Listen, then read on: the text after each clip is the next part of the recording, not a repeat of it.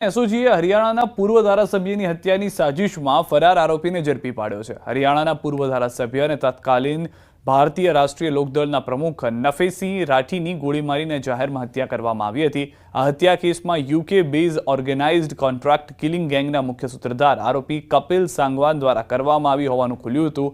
કપિલ સાંગવાન ગેંગના શૂટરો અતુલ સાંગવાન અને નકુલ સાંગવાન હત્યાને અંજામ આપી વિદેશ ફરાર થઈ જવા માટે બનાવટી દસ્તાવેજના આધારે નકલી પાસપોર્ટ મેળવ્યા હતા, જેમાં વલસાડના સંજાણ બંદર ખાતે રહેતા જાહિર અબ્બાસ કાલિયા નામના 49 વર્ષના શખ્સનું નામ ખુલ્યું હતું। આરોપી દ્વારકા જિલ્લામાં આવ્યો હોવાની પોલીસને બાતમી મળી હતી। હરિયાણાના એસટીએફ દ્વારા ગુપ્ત ઓપરેશન હાથ ધરી આરોપીને ફિલ્મી ઢબે ઝડપી લેવામાં આવ્યો છે। પૂર્વ એમએલએ નેફસિંહ રાઠી હત્યા પ્રકરણમાં ફરારી સાંગવાન ગેંગના આરોપી શૂટરોને બોગસ પાસપોર્ટ બનાવી આપનાર જે એક નાસ્તા ફરતા આરોપી છે તેને એસઓજી દેવભૂમિ દ્વારકા પોલીસ દ્વારા પકડી પાડવામાં આવેલ છે।